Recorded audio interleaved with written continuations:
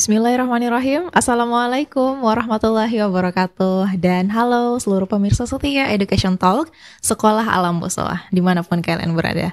Senang sekali rasanya saya Anggi Aziza dapat kembali hadir untuk memandu episode berikutnya. Dan kali ini kita akan kembali membahas bagaimana sih sebenarnya pembelajaran secara spesifik yang ada di Sekolah Alam Boswa.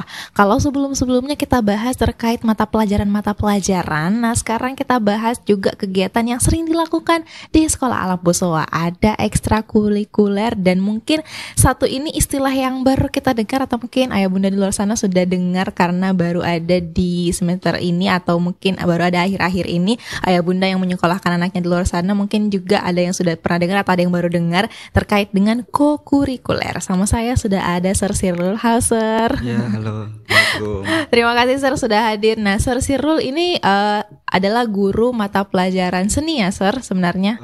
Saya guru kelas 6. Guru kelas 6. Ya, kebetulan tahun ini juga ditunjuk sebagai koordinator kegiatan ekstrakurikuler di Oh sekolah. iya, berarti sebagai wali kelas juga, wali kelas juga kelas Iya. 6, terus juga membawahi untuk kegiatan ekstrakurikuler dan kokurikuler. Betul. Nah, Sir boleh dijelaskan?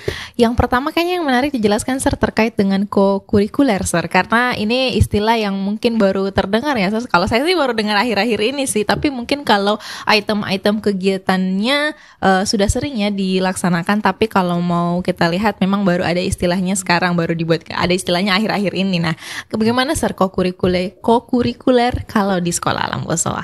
Oke, mungkin yang pertama saya akan jelaskan bahwa apa sih itu kokurikuler. Jadi kokurikuler ini sendiri sebenarnya relevan dengan intrakurikuler.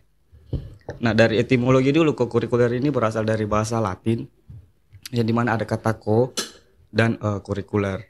Ko itu artinya ikut atau bersama. Kemudian kurikuler ini jalur belajar. Nah, jadi setelah dari etimologi kita ke terminologi pengistilahannya. Jadi kokurikuler ini semacam kegiatan yang dilakukan untuk melengkapi atau memperdalam serta memperkaya kegiatan intrakurikuler yang dilakukan di kelas. Di kelas kan biasanya ada proses belajar yang mengikuti jadwal. Sementara kokurikuler ini sendiri datang sebagai pelengkapnya. Jadi ketika di kelas hanya disuguhi dengan teks-teks untuk belajar, nah nanti ada kegiatan di luar kelas yang digunakan untuk membangun kembali persepsi-persepsi anak-anak tentang teks-teks tadi. Nah, misalkan dalam pelajaran sains misalkan anak-anak belajar tentang adaptasi morfologi tanaman. Nah, dalam adaptasi morfologi tanaman, anak-anak mungkin belajar tentang bagaimana tumbuhan ini beradaptasi menghadapi musim kemarau. Nah, mungkin dalam buku hanya ada gambar, yang mana gambarnya ada gambar tanaman yang sedang menjatuhkan daunnya. Nah, sementara dalam kokurikuler nanti anak-anak bisa mengamati langsung. Kebetulan di sekolah kami kan banyak pohon, alhamdulillah. Jadi anak-anak bisa mengamati dengan langsung bagaimana sih daun-daun itu bisa jatuh dari pohonnya. Apa yang menyebabkan pohon-pohon tersebut membuat daunnya jatuh. Nah, apa tujuannya jadi seperti itu? Jadi kegiatan pendamping ya Sir yang sebenarnya jadi sangat menarik dan sangat bermanfaat kalau untuk anak-anak karena bisa langsung merasakan. Ya. Kalau biasanya hanya belajar melihat gambarnya atau dijelaskan oleh guru-gurunya, diberikan gambarannya bagaimana, dilihatkan video atau gambarnya, ini bisa langsung merasakan experience-nya. Nah, apalagi Sir? Jadi sebenarnya dia tidak terpisah dari intrakurikuler. Jadi kokurikuler itu kegiatan yang berguna untuk jadi biasanya kan kalau kita belajar di kelas kan hanya buku-buku teks-teks. Sementara ada pengalaman visualnya, dia bisa lihat langsung bagaimana proses dari teks-teks tersebut terjadi ternyata di realitasnya di alamnya. Dan yang membuatnya penting saya rasa ada dalam setelah saya baca panduan-panduan tentang kokurikuler, di situ ada pendekatan pembelajaran namanya inquiry. Nah, inquiry ini dipopulerkan oleh dua orang, namanya Richard Seidman, dan yang kedua namanya kalau tidak salah John Dewey. Nah, kalau Richard Stallman di sini berpendapat bahwa yang paling penting dari belajar itu adalah investigasi atau penyelidikan. Sementara untuk John Dewey berpikir bahwa pusat pembelajaran itu terjadi pada anak. Nah, jadi anak-anak bisa mengkonstruksi sendiri pemikirannya. Nah, dari konstruksinya itu nanti lahir problem solvingnya sendiri, begitu. Jadi karena melihat dari panduan-panduan terkait dengan kokurikuler ini sebenarnya memang tujuannya adalah untuk membiarkan anak-anak belajar dengan kemauannya mereka dan dengan rasa ingin tahu mereka sendiri ya, Sir. Inquiry begitu, dan juga tadi terkait dengan kokurikuler ini. Kokurikuler selain contoh yang tadi apa aja, Sir, yang dilakukan di sekolah alam Boswa? Beda-bedakah itu dari tingkat kelas 1 SD sampai kelas 6 itu bagaimana? Oh, kalau contoh kegiatannya ada banyak sih, dan itu hampir dilaksanakan dengan kolektif. Salah satunya mungkin kalau contoh paling kecil misalkan di kelas dia belajar tentang apa itu laporan pengamatan. Nah, dia bisa lakukan pengamatan langsung di sekolah. Kemudian ada juga kegiatan seperti super camp. Super camp ini dilatih kerjasama kelompok, kemandirian, kemudian manajemen kelompok. Kemudian juga ada kegiatan seperti market day. Nah, market day ini sendiri dilatih kegiatan berniaga. Nah, biasanya kan dalam berniaga orang, apalagi masyarakat kita kan negara berkembang, itu banyak konsep konsumsinya. Nah, sementara di market day anak-anak itu diajari dia sebagai produsennya, jadi dia menjual. Kemudian ada juga kegiatan outing. Nah, kegiatan outing ini kerjasama dengan beberapa instansi. Nah, itu pun outingnya sesuai dengan tema yang kami miliki di sekolah. Nah, nanti itu ada korelasinya. Jadi outingnya itu sesuai dengan tema. Nah, nanti anak-anak misalkan temanya tentang ekosistem. Terus anak-anak pergi ke kebun binatang. Nah, di situ dia bisa belajar tentang hewan-hewan dan ekosistem dan semacamnya.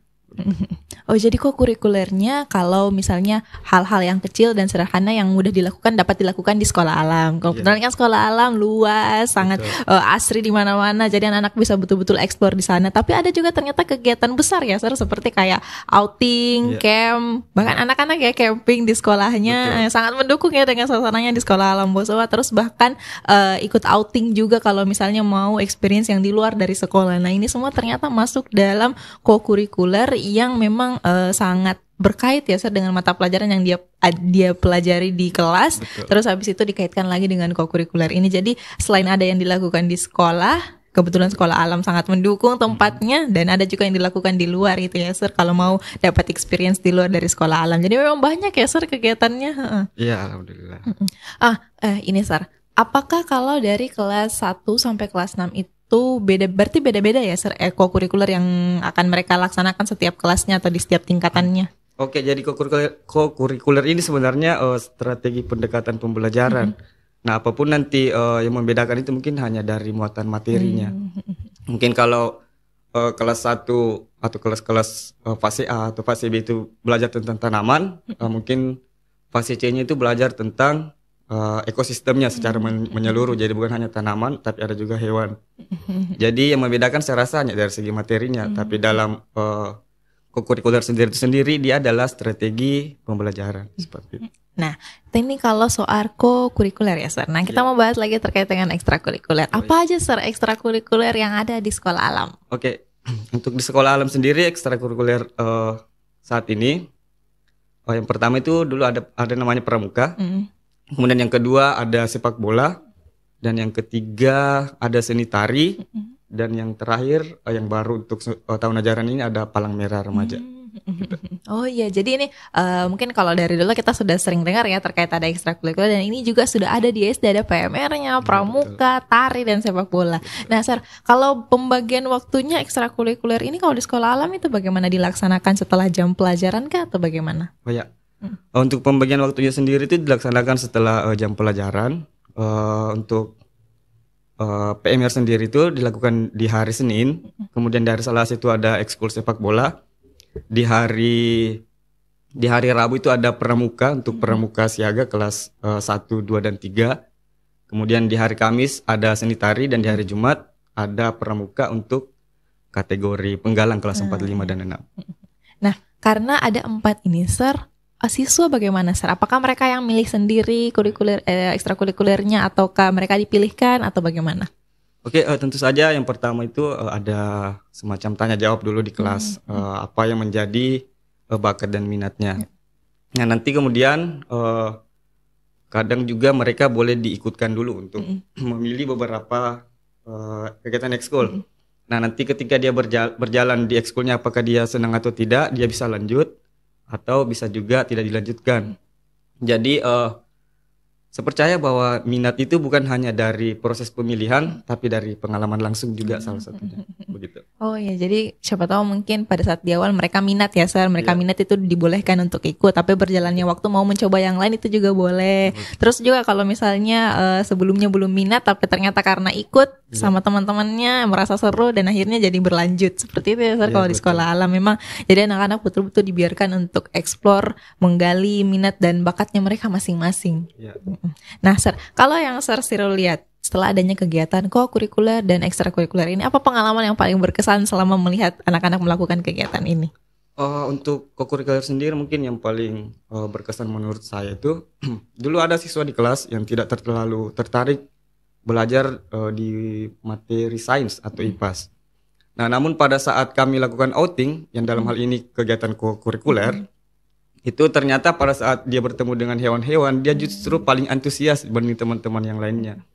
Jadi anak tersebut yang awalnya tidak memiliki ketertarikan terhadap sains, nah nanti setelah dari kegiatan kurikuler outing tadi di kebun binatang, alhamdulillah di kelas anak tersebut akhirnya tertarik untuk belajar sains lebih dalam lagi, seperti itu. Jadi sebelumnya mungkin cuma lihat gambar kelinci, gambar apa gitu gambar hewan di kelasnya cuma dijelaskan oleh gurunya. Tapi karena ikut outing co-kurikuler malah jadi semangat ya, Sir, karena melihat langsung binatangnya, melihat langsung hewannya di depan mata.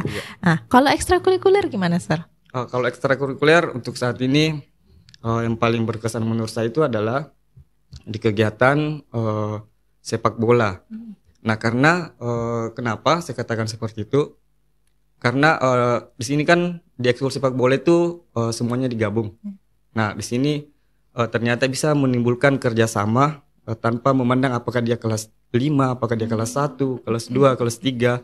Nah, jadi kakak-kakaknya bisa bekerja sama dengan adik-adiknya. Begitupun adik-adiknya bisa bersikap kooperatif kepada kakak-kakak. Begitu. Ya, bergabung ya, Sir, kalau ekstrakurikuler ini. Jadi mereka bisa berinteraksi dengan yang di atasnya dan yang usia di bawahnya. Iya, betul. Nah, terakhir, Sir, kalau Sir Cyril lihat, Sir sebenarnya inginkan apa atau berharap apa terkait dengan kegiatan co-kurikuler dan ekstrakurikuler ini untuk siswa-siswi di Sekolah Alam Bosowa ke depannya? Oke, baik. Untuk harapan saya mungkin jangka panjangnya, apalagi di metode deep learning ini ada 8 profil lulusan itu. Nah, nanti melalui ekstrakurikuler dan co-kurikuler ini anak-anak itu bisa berpikir kritis, kemudian bisa mandiri, bisa kolaboratif. Dan saya rasa di abad 21 ini hal-hal tersebut adalah hal-hal yang paling penting dari gabungan dari pendidikan intrakurikuler, kemudian co-kurikuler dan ekstrakurikuler, akhirnya itu menjadi pendidikan yang holistik atau menyeluruh begitu. Baik. Terima kasih banyak, Sir, atas kesempatannya sudah berbagi pagi hari ini untuk cerita-cerita bahas terkait dengan co-kurikuler dan ekstrakurikuler yang ada di Sekolah Alam Bosowa. Memang kalau paling seru menurut saya seru sekali kalau bahas ini karena lengkap di Sekolah Alam Bosowa. Jadi melakukan kegiatan-kegiatan seperti co-kurikuler dan ekstrakurikuler ini jadinya sangat seru jadinya kalau di Sekolah Alam Bosowa karena sekolahnya fasilitasnya sangat mendukung. Jadi siswa betul-betul bisa mendapatkan pengalamannya secara menyeluruh tadi itu ya, Sir. Oke. Terima kasih banyak, Sir, sekali lagi. Sama-sama. Terima kasih banyak semuanya yang sudah menonton. Itu tadi kita bahas terkait kegiatan co-kurikuler dan ekstrakurikuler yang ada di Sekolah Alam Bosowa. Mungkin berikutnya ya Bunda di luar sana atau teman-teman di luar sana ada yang ingin diketahui lagi terkait dengan Sekolah Alam Bosowa. Pertama-tama boleh cek dulu Instagramnya di Sekolah Alam Bosowa.